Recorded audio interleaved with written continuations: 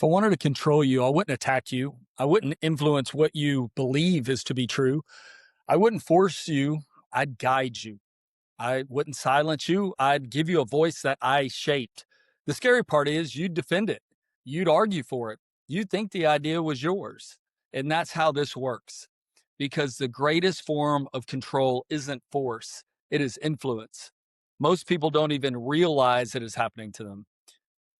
It's not because they're stupid, right? It's because they're human. Every single one of us is being shaped by what we watch, by what we hear, and by what we repeat. So the question is not, am I being influenced? The question is, by who? And at what point does influence turn into manipulation and then manipulation into identity? So today on the Live Younger, Longer podcast, we're going to break that down. How smart people get manipulated and how propaganda actually works in real time. And most importantly, how to protect your mind in a world that's constantly trying to program it. And I decided to stand for this week's episode because I'm really passionate about it, because we're seeing this happen all over our nation in particular today. But we're being influenced constantly. And that's why you got to watch your social media time, the things that you're looking at, because we're constantly getting fed what we want. It's funny. It's that old saying that our phones are listening to us. If you talk about a massage chair, you're going to get massage chair ads coming up on your phone or whatever that might be. It's the same thing about what you like, what you scroll, what you comment on. It's going to feed you more of that. So it's just reinforcing a belief. And it might be a true belief. It might be a belief that's not true, but we're going to talk about what's really going on in this world and why it's important that we start flipping the script, because we're living in a very dangerous time of where people are literally getting radicalized by beliefs and things they think are true, but aren't really true. And so let's think of this. We all think that we're immune to it. We all think we're immune to be brainwashed, to be manipulated. Who in the world ever talks about, man, I'm completely brainwashed? I don't think that ever comes out of anybody's mouth. We all think we're the ones who see clearly. We see that all over in social media right now. Everybody's defending their beliefs, or they're posting about things. And if you disagree, you're just not thinking clearly. I'm the one thinking clearly. I'm obviously the one thinking clearly all the time. But in reality, we've lost the ability to ask pragmatic questions and to just have dialogue with people, where two people, maybe from completely opposing views, can come together and actually ask questions in dialogue without it getting heated or without slurs being sent or anything else. Because I know normally that's when I know, honestly, I've won a conversation. If we were having a pragmatic conversation about something, and all of a sudden they're like, well, you're just racist, or you're just this, or you're just that. If that's all the defense you got and you can't defend your point, in my head, I won, right? Because if that's all you have, that's a weak stance of where you're at.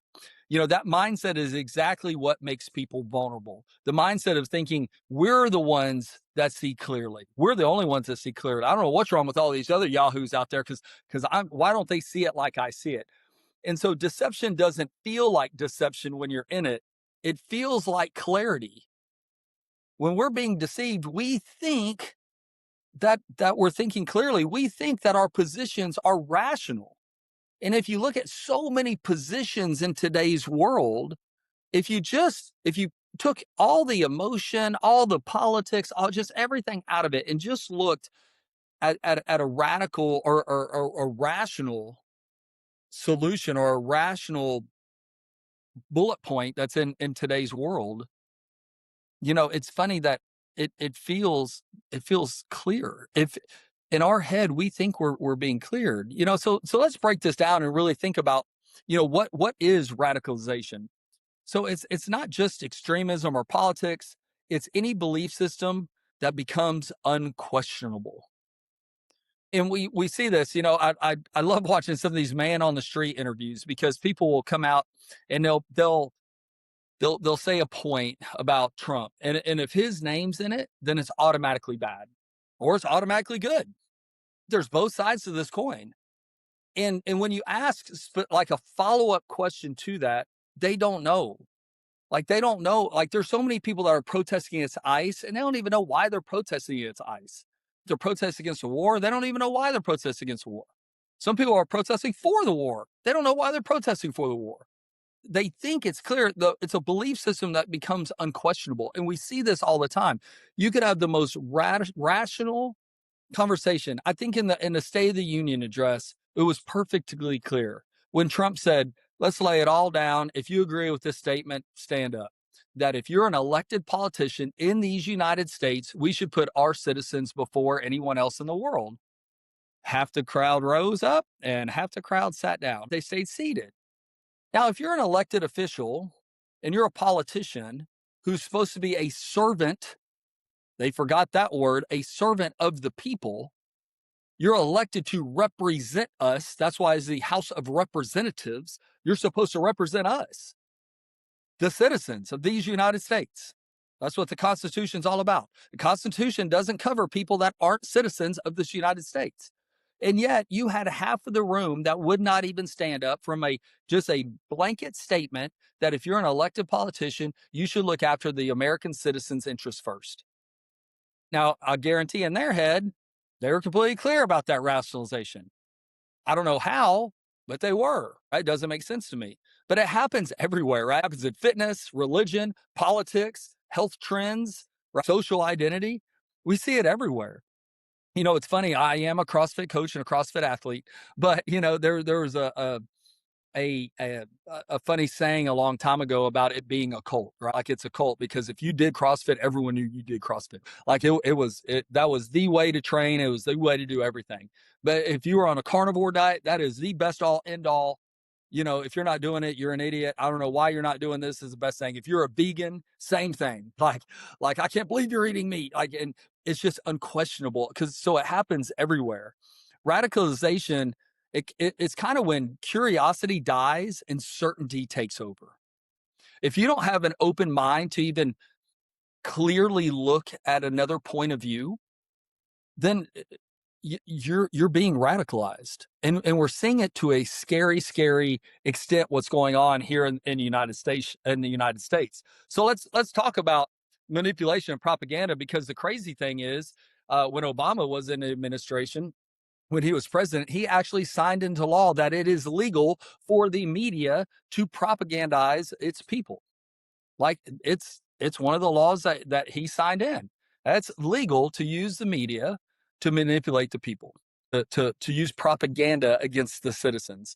So here's kind of the stages of it, right? Number one's attention. It really gets in it. And normally it's grabbing emotion, right? Fear, anger, hope, whatever that might be, headlines, clips, outrage. It grabs attention. If it spikes your emotion, it's trying to bypass your logic. So let's look back at 2020. Let's look at all these stages in the frame of 2020. What happened? Fear. Fear is probably one of the most basic things that they use all the time. Fear, fear, fear. And we see it all over the country right now, right? In 2020, it was a fear of an unknown virus. What's going on right now? A fear of ICE. Is it a rational fear of ICE or is it an irrational fear of ICE? Let's really look at it and take the emotion out of it. Just look at it, right? I hear all the time about people in the trans communities worried about being rounded up and put in internment camps. Listen, guys, show me one example of that ever happening, ever. But yet there's people that truly fear in their head that this might happen to them or any other group of people, because Lord knows every group of people has been told if they're not careful that they're going to get round up. No one's getting round up except people that aren't supposed to be here legally. I'll give you that point, right? If you're not a citizen here, if you broke in this country illegally, which again, on a rational level, is that weird? I've been to 30 plus countries around the world. Every single time I had to go through their immigration process. I had to go, they knew who I was. When I'm going to Kenya in a couple months, they will fingerprint me and look at me. They know I'm in their country. They know where I'm going. They know everything, what I'm doing while I'm in country. Here's a third world nation knowing exactly where I'm going to be and what I'm going to be doing. But yet it's weird if we enforce our borders. Is that rational? Or does every country in the world do this? And some of the safest and some of the most prosperous countries around this world, they have these strictest immigration laws. Look at what's going on in Poland right now. Look at what's going on in Japan right now.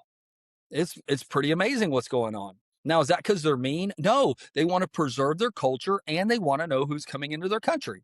Is that rational? Of course it is. But are there people on the other side of that fence that say it is completely irrational to have these kind of thoughts? Of course it is, but they use fear. Fear is one of the number one things. It's almost the catalyst and starting point when they want to try to manipulate you. They utilize fear. And again, let's just look at a context of 2020. So then it goes into simplification, complex issues that are reduced down, good versus evil, us versus them. If it removes nuance, it's probably shaping you. Now, we saw that in 2020. We saw that it was a complex issue. We had this novel virus that was simplified. And if it was the vaxxed against the unvaxxed, it was the mask against the unmasked, it was the people for freedom or the people that wanted to lock down. It was the people for opening schools, the people for keeping them shut. It was us versus them. It was literally us versus them. And we saw it all. I mean, you saw it everywhere, especially when it was coming, whether you're pro vaccination or not, or not getting the shot, or masking and not masking. That's the easiest example that we saw of that. And you saw people lose their mind if they saw somebody that was not masked. Now, what was interesting on the flip side of that, the people that weren't masked, did the same reactions? Did people lose their mind by seeing people get masked? Or that wanted to wear a mask? You want to wear a mask, wear a mask. But wasn't it interesting that how it was almost pitted good versus evil. If you were masked up, you were good. If you weren't, you were evil. If you got the shot, you were good. You literally heard politicians saying that they hope if you don't get the shot that you die. How crazy is that? So I'm going to make a choice about my body. And here's an elected official saying, well, you're so stupid if you don't get it. If you don't toe the line, I hope you die. Hope you catch this and die. So it's simplification. It goes down to it. It removes the nuance. If it removes nuance, it's probably shaping you. Then repetition. Same message over and over and over again. Different voices, same narrative. Familiarity creates a false truth. And we saw that. How many people got deplatformed if they didn't toe the line? We saw doctors, experts, some of the best known in the world in their fields. If they were saying, get high vitamin D levels, exercise, take monoclonal antibodies, take ivermectin, things like that, they were shunned. They were shut down. But what was the same message? They literally had running death tolls from COVID 24 hours a day, 7 days a week. They had daily press briefings about this. It was the same narrative, same message going over and over. And even the experts, even they didn't toe the same message, the same line.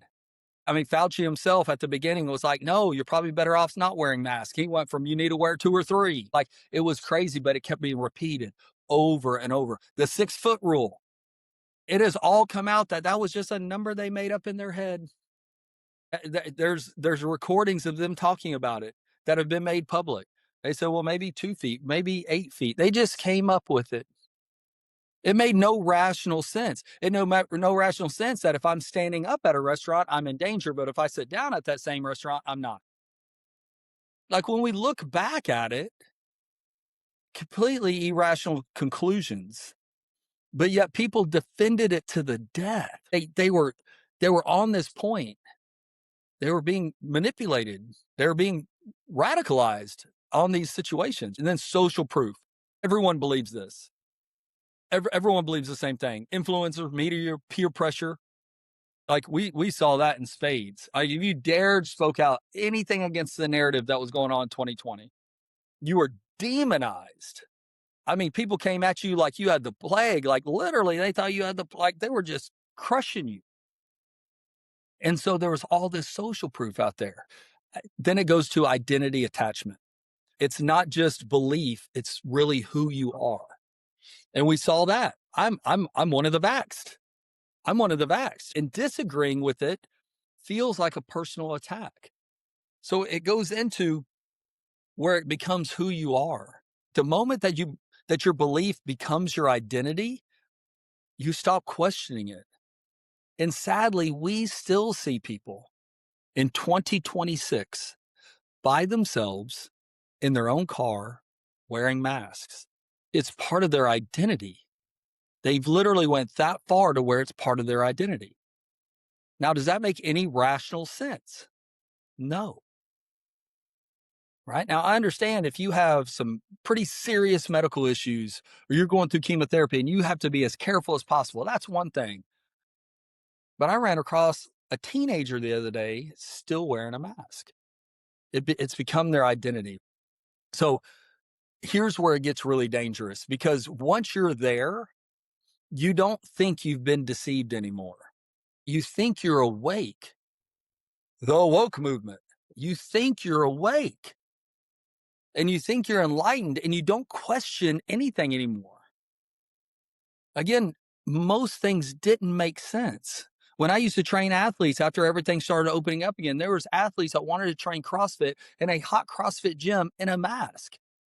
And I was like, bro, you ain't going to make it.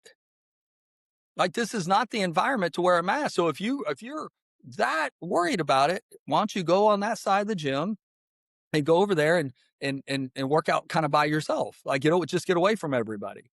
But it is unhealthy for you to do one of our kind of workouts in a mask. You're going to pass out. You need oxygen. But in their mind, it was their identity. And how dare I question it? Because again, they didn't think they were being deceived anymore. They thought they were awake. They were the enlightened ones. And we see this through our political process right now. I know people that have personally met Trump. Every person I know that have personally met him, just on a one-to-one, not in front of the camera basis, have nothing but good to say about this man. They talk about how generous he is, how he listens to you, how he really wants to hear ideas. He really picks your brain. Doesn't matter who you are. But yet, if you listen to everything that's repeated over and over and over and over again in the media, he's Hitler, he's a fascist, he's taking away our democracy, he's, basically ruining this country, he'll never leave office, all this stuff. Now, we have history. I mean, he was president once and he left. Why would he not leave again? Like, he respects this country so much that when his term's up, his term is up. But there's some people that don't think about, like, they think they're awake to, and they've never met the man. They have no personal interaction. They have no personal experience with the man, but they are die hard against it. And again, it's on the other side too. You have people that have never met him, that he can do no wrong. Everything he does, like, whoa. And I look at it right down the middle. There are a lot of policy decisions. I take the man out of it. I want to know policy decisions. What are they doing for the country? And there are a lot of policy decisions that were very good that's been implemented, both in his first term and in this term. And there are some things that I don't agree with. I don't think we should be, here with a partner in a war and going down some of these things. There are a lot of layers to this equation that we're in the middle of right now. So even though I like a lot of his policies he's done, I'm not going to blindly follow him without ever questioning anything or questioning why we're in positions we are, why are decisions being made that they are. And especially if you're in alliance with people that have two very different outcomes that are the end, that doesn't work. So we have to figure that out. But I'm rational enough to have an open mind to hear all sides and not think it's 100% right, 100% wrong. And you hear people, and I worry about these people that have been radicalized at this sense. What are they going to do when he gets out of office? Like, where are they going to put all of this energy and hate and emotion to? What are they going to do with that all when the boogeyman's not there anymore? You really got to think about it. So here's some things I wanted to get into. So those are the stages of it. But how do you protect your mind? You got to slow down to mental reactions. Strong emotional signals. A strong emotion is a signal. It's not a conclusion. You really got to look at things and really kind of take a step back and be like, why am I reacting so harshly in a way?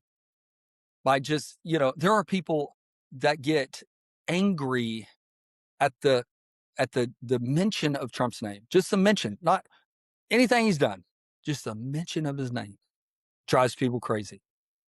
We see this in a lot of areas of our life, but I'm just using this because it's so prevalent right now in today's society. But so you got to really think about that. You need to seek opposing viewpoints. If you only listen to voices that you agree with, you're being programmed. And that's most people on social media that got their heads stuck in X and Facebook and Instagram and all that all day, because it's going to feed you what it thinks you want to see. Doesn't matter what it is. Whatever you are liking and engaging with, it's going to give you more of that. It's not going to give you the opposing viewpoint. You have to consciously seek out opposing viewpoints. I listen to people on all sides of the aisles because I want to hear what they're saying, what they're doing, what their plan is and what their plan is. You know? And not only that, what are they actually doing and what are they actually doing? Right? I'm going to seek opposing viewpoints because I want to protect my mind from a constant drone of something just affirming what I already want to hear. Right? Just affirming that voice, repeating it over and over. And before you know it, I am right. There is one thing that I will stand steadfast on, that I know that I'm right, that I'm right, that I'm right about. It's the life and death and resurrection of Jesus Christ. That truth, I know that truth. And that's a non-negotiable. I've seen opposing viewpoints. I don't not listen to opposing viewpoints, but they all fall on their butt. Like, that is a truth. That is a truth. That is a truth. Sometimes you need to ask better questions. Sometimes you really got to get into it. Says, okay, who benefits from you believing this? Let's go back to 2020. Who benefited from you believing this? Drug companies. It peeled back the insidious relationship between pharma, between insurance, and between doctors. Most people, I believe, I don't know this for a fact, I believe most people didn't understand the insidiousness of the relationship that docs got paid to push drugs on a level that they did. Because remember, it was always a free shot. It wasn't free. Someone paid for it, you and me, the taxpayer mainly, but those drug companies saw record profits, like insane billions in profit. So again, who's benefiting from it? What's being left out? Anytime you're in a situation where any opposing viewpoint is not also being highlighted, you got to wonder why. You got to start thinking for yourself. You got to protect your mind. You got to start thinking why. And what is fact and what is interpretation? There was a lot of interpretation going on because a lot of deaths, COVID deaths, it was someone who, remember, died with it, not from it. And I'll never forget, the most glaring example ever was a medical examiner in Florida that had someone listed as a COVID death that died in a motorcycle accident. And he tried to rationalize in his head that you don't know if COVID possibly caused the crash. And he listed it as a COVID death. But why did he do that? They were paying big bucks for COVID deaths. So again, who's benefiting from you believing this? What's being left out? And what is fact and what is interpretation? Then you got to detach identity from beliefs. You can change your mind without losing yourself. And that's the danger part. Mainly it's because of ego. How many people want to admit that some of the choices they made during 2020, 2021 were wrong? You know, there's kind of a saying that's out there. You know, I've never met an unvaccinated person that regretted not getting vaxxed. Right now, if you went down that line, and maybe you regret it now, but how willing are you to admit, man, I made a mistake. I wish I wouldn't have done that. Because there's a lot of people that had a lot of reactions to that drug, and they're still having still having reactions to that drug. But how many are willing to do it? You can't change your mind without losing yourself. It's okay. I admit when I'm wrong all the time, right? Like, it doesn't bother me. But you know, if I thought I had a belief system or I thought I believed something and I found out that I was believing a lie, I'll admit it because I'm a truth seeker. I just want honesty and truth and getting out. Now, guys, I always like to ground this in scripture. And, when we really talk about guarding your mind, Proverbs 4:23 talks about this. It says, guard your heart above all else, for it determines the course of your life, right? Basically, your inputs shape your outcomes. Whatever you're putting in, the Bible talks about, whatever you're letting in, it ends up coming in and coming out, right? So your inputs shape your outcomes. So you need to guard it, right? Guard your heart, guard your mind above all else, for it determines the course of your life. And we're seeing that play out. People are playing out on social media every day, right? 1 Thessalonians 5:21 says, test everything and hold fast to what is good. Not blind acceptance, but active testing. And sadly, during that time period, a few years ago, we saw any type of active testing be demonized, shut down, deplatformed. If that's happening, if any opposing viewpoint is being shut out like that, you have to open your eyes to what's going on and what's being repeated. So let's look into how deception. 2 Timothy 4:3-4 says, people will gather teachers to say what their itching ears want to hear. It's kind of like confirmation bias before it had a name. People will gather people around them to say what their itching ears want to hear. You talk about tribes and tribalism. There's a lot of tribes going on in America right now. And they're being surrounded by people that will tell them what their little itching ears want to hear. Just reinforcing it over and over, repeating it. Doesn't matter. Just think about transforming the mind. Romans 12:2 says, do not conform to the patterns of this world, but be transformed by the renewing of your minds. You either conform or you're consciously renewing all the time. I think, and I did this episode, and I've always talked about living your best life and getting the most out of this life. And how many people are being radicalized and or propagandized in a way to where they're not living their full life. They're living a life of fear, of anger, of hate because of the thing. So you need to constantly be renewing your mind. Again, be reading opposing viewpoints, be looking at what's actual truth and not just confirming what the crowd is saying. Our pastor says all the time, what is right is not necessarily known by a show of hands. Just because a crowd is chanting one thing doesn't mean they're right. It doesn't matter. You really have to seek you have to really seek truth. And then again, truth over emotion. John 8:32 says, then you will know the truth and that truth will set you free, right? Freedom is tied to truth, not feelings. True freedom is tied to truth. It's not tied to feelings. But so many of us walk around allowing our emotions, allowing our feelings to control us, to constantly control everything we do. And that's not a healthy way to live. That stress, that chronic stress and anger and hate will take years off your life. I'm telling you. And that's why I got to watch out what's going on in this world, because again, as of now, within the past couple of years, there's been 3 attempts on the president's life. Obama did a lot of things I didn't agree with. There was a lot of policies that he made that I didn't agree with. But I also wasn't radicalized to a point where I thought I got to take matters into my own hands and try to take him out. There's been 3 attempts now. Now, what gets so deep into a person's psyche where they literally have to go across the country to try to pull something like that off?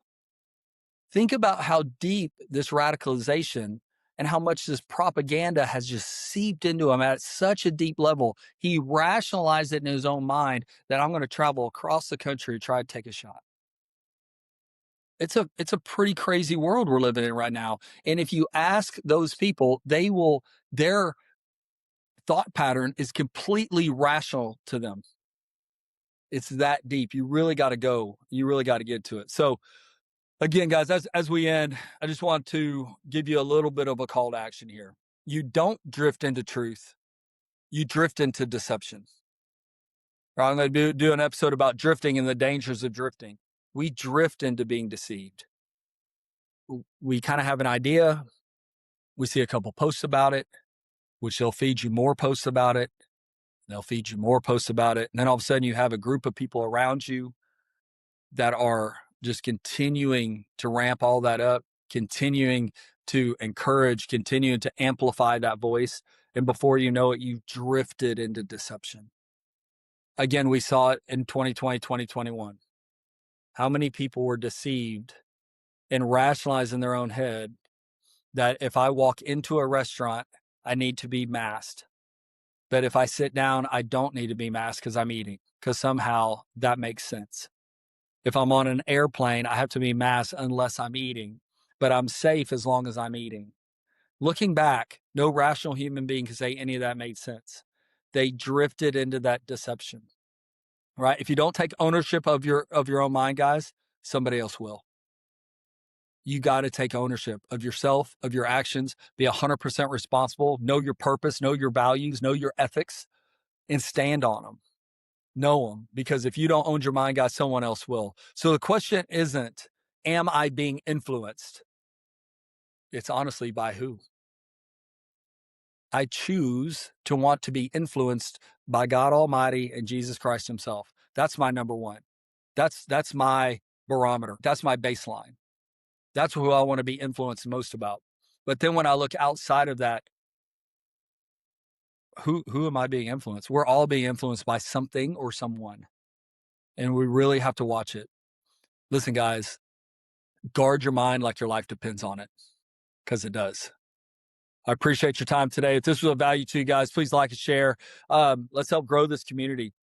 Again, we're passionate about helping people live just as most abundant life as possible, whether it's in their finances or mindset, their health and nutrition, any way possible. We want to help grow you and just build a community of people that want to get the most life out of every year of their life. So take care, guys. God bless. We'll see you next time.